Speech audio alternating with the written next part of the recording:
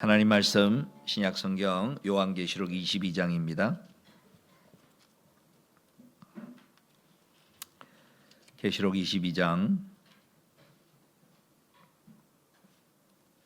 1절부터 5절 말씀까지 살아계신 하나님 말씀 우리 같이 한 목소리로 같이 읽도록 하겠습니다. 요한계시록 22장 1절부터 5절까지 말씀입니다. 천사는 또 수정과 같이 빛나는 생명수의 강을 내게 보여주셨습니다. 그 강은 하나님의 보좌와 어린 양의 보좌로부터 흘러나와서 도시의 넓은 거리 한가운데를 흘렀습니다. 강 양쪽에는 12종류의 열매를 맺는 생명나무가 있어서 달마다 열매를 내고 그 나뭇잎은 민족들을 치료하는 데 쓰입니다. 다시 저주를 받을 일이라고는 아무것도 그 도성에 없을 것입니다. 하나님과 어린 양의 보좌가 도성 안에 있고 그의 종들이 그를 예배하며 하나님의 얼굴을 뵐 것입니다. 그들의 이마에는 그의 이름이 적혀 있고 다시는 밤이 없고 등불이나 햇볕이 필요 없습니다. 그것은 주 하나님께서 그들을 비추시기 때문입니다.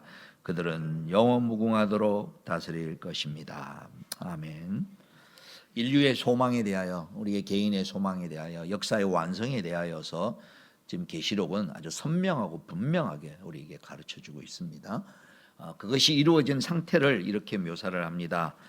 2절 보시면 에덴 동산에 처음에 하나님이 창조하셨던 그 이미지와 내용으로 설명을 합니다.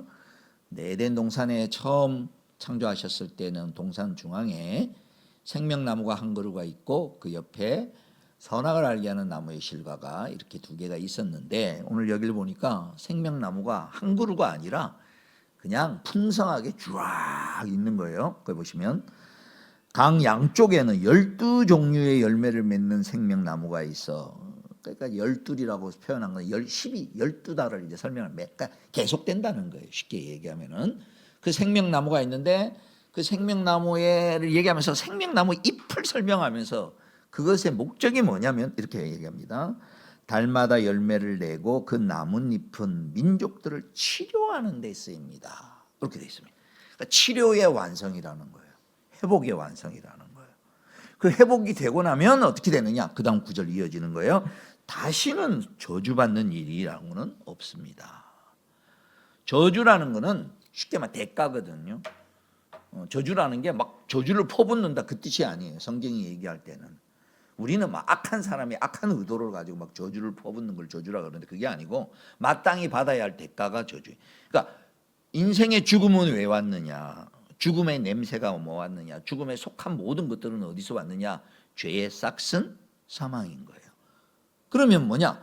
이루어지는 모든 그런 것들이 치료가 된 걸 여기 보면 저주라고 표현했는데 그 앞에 있는 거 보면은 그 21장 4절 보면 그들의 눈에 모든 눈물을 닦아주실 것이니 다시는 죽음이 없고 슬픔도 울부짖음도 고통도 없을 것입니다. 왜냐하면 저주가 사라졌기 때문이라는 거예요. 죄로 말미암는 저주가 사라졌기 때문에 죄의 현상들, 죄의 결과들이 죽음에 속한 모든 것들이 싹 사라졌다는 거예요. 그때를 상태를 설명하는 거예요. 굉장한 얘기를 하는 겁니다. 자, 이게 뭐냐? 하나님이 인생과 인류 역사를 향하여 가지셨던 처음의 계획의 플랜을 우리가 정확하게 지금 이제 설명을 하고 그걸 같이 소망하며 나가는 거예요. 그게 뭐냐? 사람은 처음 지원받았을 때 맨 처음 아담과 하와의 상태가 우리의 상태와는 다릅니다. 우리는 태어나서 반드시 죽게 되어 있습니다. 죄의 후손들이니까. 근데 아담은 죽지 않도록 죽을 수도 있고 살 수도 있는 가변성의 생명을 가지고 태어난 거예요. 근데 조건이 있어요. 하나님께 붙어 있는 한, 하나님과 관계를 맺고 있는 한, 그 생명은 죽지 않고 계속 살아가는 거예요. 근데 하나님께 딱 붙어 있어서 하나님과 계속 친밀하게 계속 지내면은 죽음은 그게 없는 거예요. 그걸 뭐라고 설명하느냐? 우리가 보통 이러잖아요. 예수님이 우리가 예수님으로 말미암아 예수님의 십자가의 죽음과 부활로 말미암아 우리가 구원을 얻었습니다. 우리가 얻은 구원은 취소되지 않고 구원은 반드시 완성이 이를 겁니다. 그러니까 예수님이 우리에게 가져다 준 그 구원의 완성, 그 예수님이 죽으시고 난 다음에 부활한 그 모습이 우리가 나중에 부활한 모습의 샘플로 이제 보여줄 텐데, 그렇게 좀 상상을 해보시면 나중에 우리가 부활하고 나면 어떻게 되나, 또 그때 되면 새하늘과 새 땅이 만들어지는데 시간과 공간이라는 건 어떻게 되나, 이런 걸 좀 이렇게 짐작을 해볼 수 있습니다. 예수님이 부활하시고 난 다음에 문이 닫혔는데도 쓱 들어갔잖아요. 그죠? 시간 공간. 그다음 때로는 생선도 드셨잖아요. 그죠? 그러나 쓱 사라지기도 하고, 그러니까 지금 있는 이런 세계 체계하고는 다른 어떤 새하늘과 새 땅을 설명을 하는 그런 거예요. 근데 그것의 핵심은 뭐냐면 다시는 죽음이 없는 거예요. 우리의 그 영혼의 그 상태가. 그러면 우리가 다시는 죽음이 없는 상태가 우리가 신처럼 된다는 말이냐? 그게 아니에요. 그 뜻이 아니고, 우리는 아담이 처음 지음 받았을 때의 그때의 상태가 죽음에 우리처럼 이르지 아니하는 그런 상태이기도 하지만, 그러나 타락할 가능성이 있는 상태였단 말이죠. 그래서 실제로 타락했잖아요. 그죠? 그래서 아담은 그가 하나님으로부터 멀어짐으로 말미암아, 하나님으로부터 관계를 끊어짐으로 말미암아 하나님으로부터 오는 생명력을 공급받는 게 끊어지니까, 그러니까 하나님이 하라고 하신 그 말씀을 어김으로 말미암아, 하지 말라라고 한 것을 취함으로 말미암아 하나님과 이제 소원해지고 하나님과 멀어졌단 말이죠. 그런 말미암아 처음 지음받은 상태에서 어떻게 됐느냐, 여기 처음 지음받은 너무 고귀한데 여기서부터 떨어진 거예요. 지금 그게 지금 인류가 처해 있는 지금 상황이라는 거예요. 전부가 다 그게 되는 거예요. 근데 우리가 예수를 믿고 나면 어디로 가느냐, 여기에 아담이 처음 지음받았던 요 상태로 정도로 회복이 되는 게 아니고, 만약에 요 상태로 회복이 된다면 다시 타락할 가능성이 있다 없다? 다시 타락할 가능성이 있는 거죠. 그게 아니고 예수님은 우리를 어디로 끌고 가느냐, 아담이 원래 갔어야 할 그 목표, 생명나무로 상신되는 영생을 넣는 상태, 다시는 죄를 짓지 아니하고 다시는 그가 저주를 받지 않는 요 상태로 올라가는 게 우리가 받을 구원의 마지막 완성이에요. 지금 우리는 그걸 향하여 가고 있는 거예요. 그게 보장되어 있고. 그러면 그때 올라간 상태가 그게 가능한 그 이유가 뭐냐? 우리가 막 신이 된다는 얘기냐? 우리가 죄를 안 짓는 존재로 변화된다는 얘기냐? 그게 아니고 여기 그 다음 구절에 나와 있는 거예요. 하나님이 우리와 함께 거하게 하시고 친밀함이 있어서 그 친밀한 가운데 누려지는 상태로 올까. 우리가 부활 후에 영광스러운 상태로 변한다 할지라도 끊임없는 피조물이에요. 우리가 신이 되는 건 아니에요. 매우 높은 상태에 올라간다 할지라도 창조주는 창조주이시고, 우리는 그러니까 하나님 없이 우리가 완성된다는 얘기가 아니라 예수 그리스도가 하나님과 하나 된 것 같이 내가 그 안에 있고 그가 내 안에 있고, 너무너무 친밀하게 해서 중간에 딴 게 끼어들 틈이 없을 만큼 하나됨이라고 묘사할 정도로 있으니까 죄질 틈이 없다는 거예요.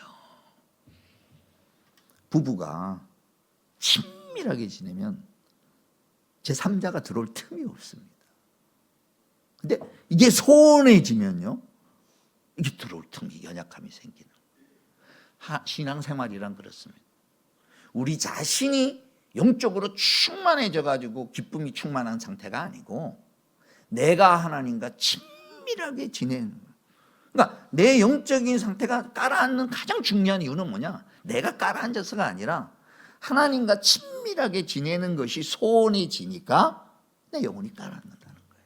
그러니까 환경과 상황과 여러 가지 그냥 막 풍랑이 일고 막 있달지라도 그게 때로는 고통일 수도 있고 때로는 즐거움일 수도 있고 때로는 환경이 막 내 모든 삶의 환경을 완전히 그냥 뒤집어 엎을 만한 상황인데도 오히려 내 영혼은 하나님을 더 깊이 만날 수 있는 이유가 바로 거기에 있는 거예요. 그래서 사도 바울이 빌립보 감옥에 앉아서 빌립보 교인들에게 뭐라고 했냐면은, 내가 하나님 안에서 누리는, 너희들은 나를 본받아라. 내가 감옥에 있는 요거만 빼놓고 내가 감옥 안에 누리는 거는 니네가 좀 누렸으면 좋겠다. 그 뭐냐, 이런 절박하고 안 좋은 상황에서도 나는 하나님 안에 있음으로 내가 지금 맛보는 영적인 기쁨은 절대 환경이 앗아갈 수가 없다라고 해요. 우리의 구원의 완성은 우리가 이제 소망하는 거예요. 구원의 완성은 뭐냐? 하나님과 내가 너무너무 친밀해서, 그래서 그거를 여기서는 뭐라고 표현하고 있느냐? 여기 보십시오. 3절 끝에 하나님과 어린 양의 보좌가 도성 안에 있었고 그의 종들이 그러니까 친밀함을 묘사하는 거예요. 어느 정도 친밀하냐? 그의 종들이 그를 예배하며 그 다음 표현을 보십시오. 하나님의 얼굴을 뵐 것이다. 이렇게 되죠. 핵심은 하나님의 얼굴을 뵐 것이다. 고린도전서 13장 맨 끝에는 뭐라고 되어 있냐면요, 지금은 우리가 희미하게 거울로 보는 것 같이 희미하나 그때는 얼굴과 얼굴을 뵐 것이다. 왜? 우리의 눈이 열려서 그 친밀함의 그 정도로, 그 친밀함의 내용을 구약에서부터 계속 얘기하고 그걸 실제로 이루어지는 것을 또 앞에 뭐라고 설명하냐면 21장 3절 말씀 보십시오. 보아라, 하나님의 집이 사람들 가운데 있다. 하나님이 그들과 함께 계실 것이요 그들은 하나님의 백성이 될 것이고 하나님이 친히 그들과 함께 계심으로 다시는 저주가 없다. 이렇게 얘기합니다. 자, 이제 정리를 합니다. 신앙생활이란 아주 간단하게 생각하십시오. 하나님과 친해지는 겁니다. 집안에 이런저런 어려움이 있고 이런저런 아이들이 때로는 속상하게 하고 이런 걸 해도요, 그 환경과 상황과 일이 얼마나 되느냐 안 되느냐보다 아빠랑 엄마랑 친하게 지내고 아빠랑 자녀들이 친하게 지내면 최고입니다. 최고의 복을 누리고 있는 겁니다. 친밀하게 지내. 우리의 신앙은 점점점 하나님과 내가 친밀하게, 내 마음이 힘들고 어렵고 그러면 그거 그대로 가져가서 친밀하게, 왜? 상황이 안 생기나, 어려운 일이 상황이 생겨도 친밀한 사람하고는 어려운 걸 얘기할 수 있잖아요. 여러분 마음이 좀 이렇게 가라앉고 이런저런 일들이 생길 때 그거 가지고 친밀한 하나님 앞에 나아가는 겁니다. 그럼 친밀한 하나님이 어떻게 역사하시는지를 경험하는, 그게 뭐냐? 하나님의 아버지로서 돌봐주시는 거예요.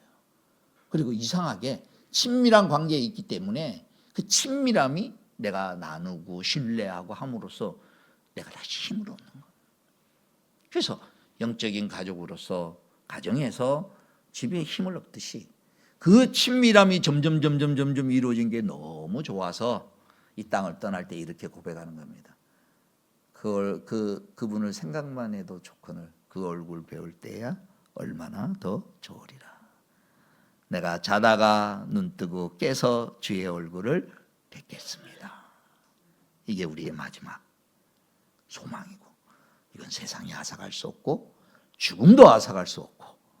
그래서 제가 언젠가도 얘기했지만 저희 가르친 스승이 돌아가신 분 박윤선 박사님이라고 평생 신구약 주석을 갖다가 우리나라 사람으로서는 처음으로 이렇게 하신 분인데, 이분이 이제 간암으로 인하여서 수술 받고 마지막에 이제 이렇게 돌아가시기 이제 하루 전에, 이틀 전에 이제 교수님들이 가서 위로하러 이렇게 위문하러 갔는데 막 들어오니까 너무 고통 중에 있으면서 보자마자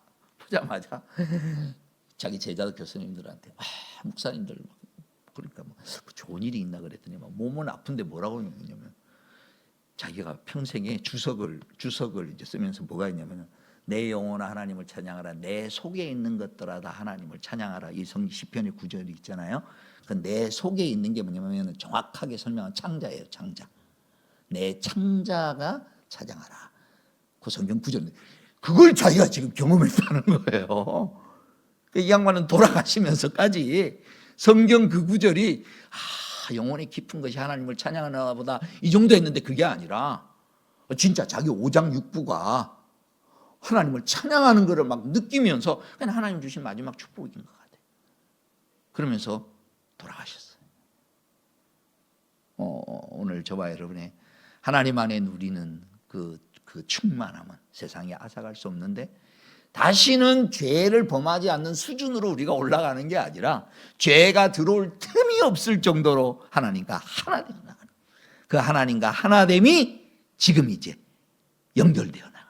근데 하나님과 하나됨이 때로는 어려운 일을 통해서 하나 되게 하고, 때로는 기쁜 일을 통해서 하나 되게 하고, 때로는 기도할 제목을 줘서 하나님을 데리고, 때로는 이거는 하나님이 은혜 주시지 않으면 안 됩니다라고 간절하게 하나님을 바라보는 그런 과정을 통해서도 하나. 어쨌든 어느 쪽이 됐든지 간에 내가 하나님께로 더 가까이 가서 그의 친밀함과 그분의 만져주시는 부드러운 음성과 내 마음을 만져주시는 것으로 힘을 얻는.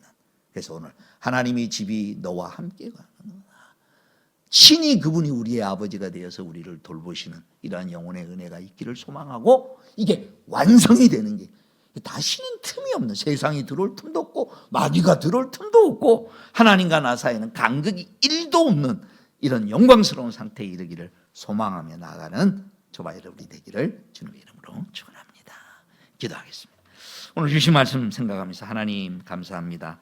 이 영광의 자리에 치료되는 과정에 우리를 불러주심을 감사합니다. 우리 평생을 통하여 하나님과 더 친밀해지는, 그래서 우리가 하나님 사이가 더 가까워지는 은혜가 있게 하여 주시고, 그로 말미암는 평강과 새로운 은혜가 있도록 이 시간 주신 말씀 붙들고 같이 기도하도록 하겠습니다.